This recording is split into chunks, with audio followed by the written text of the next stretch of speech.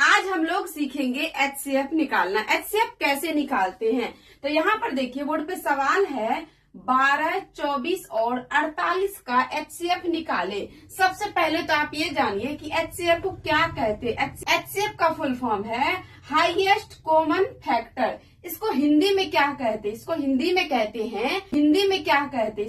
में कहते हैं महत्तम समापवर्तीय। देखिए इसको बनाएंगे कैसे, ये दो विधि से बनता है, पहला भाग विधि द्वारा और दूसरा अभाज्य गुणनखंड विधि द्वारा। तो अभी जो मैं बनाऊंगी वो बनाऊंगी अभाज्य गुणनखंड विधि द्वारा। तो यहाँ पे देखिए सबसे पहले हम क्या करेंगे, 12 का अभाज्य गुणनखंड करेंगे। तो यहाँ पर लिखते हैं 12 और इस तरीके से लाइन खींचेंगे और इस तरीके से लाइन खींचेंगे। अब इसमें 2 से भाग लगाएंगे, 2 से, तो 2 6 के 12 6 बार में लगा, फिर 2 से लगाएंगे तो 2 तिहाई 6, फिर किससे लगाएंगे 3 से लगाएंगे, 3 एकम 3। यह तो हमारा 12 का हो गया अभाज्य गुणनखंड। अब 24 का करेंगे तो यहाँ पर लिखते हैं 24। अब इस तरीके से लंबा लाइन खींचेंगे और इस तरीके से लाइन खींचेंगे। अब इसमें किससे भाग लगाएंगे, 2 से। ये देखिए 2 एकम 2 और 2 दूनी 4। फिर ये 2 से लगेगा तो 2 से लगाएंगे, 2 6 के 12। फिर यह 2 से लगेगा तो 2 से लगाएंगे, 2 तिहाई 6। अब 3 से लगेगा तो 3 से लगाएंगे, 3 एकम 3। अब किसका करेंगे, अब 48 का करेंगे। तो यहाँ पर लिखते हैं 48।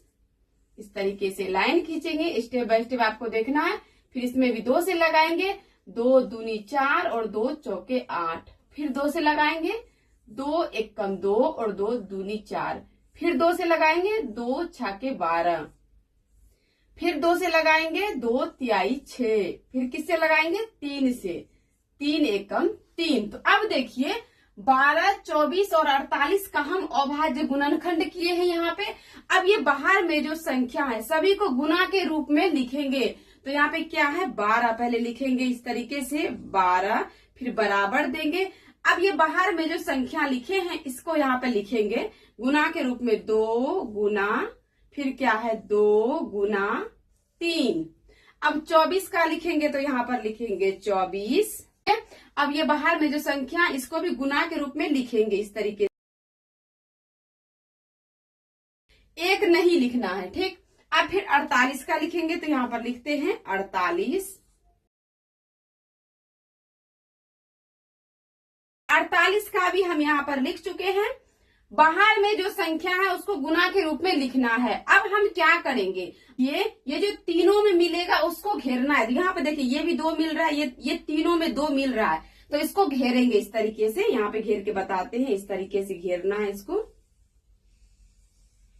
अब क्या क्या फिर से मिल रहा है, 2 तो मिल गया, फिर क्या मिल रहा है, यहाँ भी देखिए 2 है, यहाँ भी है और यहाँ भी है, फिर इसको भी घेर देंगे। यह ध्यान रखना है तीनों में मिलना चाहिए। अब देखिए यहाँ 2 है, यहाँ है और यहाँ नहीं है, तो इसको नहीं घेरेंगे। अब 3 देखिए तीनों में, 1 2 3, तीनों में 3 है, तो इसको भी घेरेंगे इस तरीके से।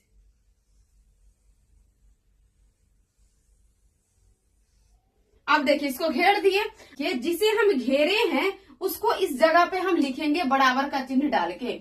घेरने के बाद इसके बदला में हम एक बार 2 लिखेंगे यहाँ पे, तो लिखते हैं बराबर देके 2। फिर इसमें भी एक बार 2 लिखेंगे, गुना देंगे, फिर 2 लिखेंगे। फिर इस 3 को घेरे थे तो 3 भी एक बार लिखेंगे, गुना देके 3 लिखेंगे।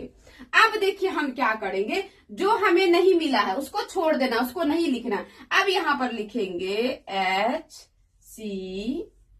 बराबर, अब इसको गुना करेंगे तो 2 दूनी 4 और 4 तिया 12, यानी कि HCF हमारा कितना निकल गया, 12।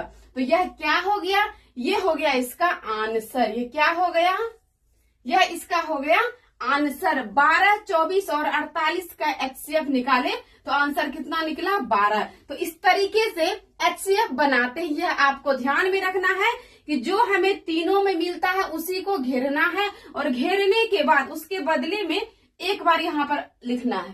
तो इस तरीके से HCF बनाते हैं अभाज्य गुणनखंड विधि द्वारा।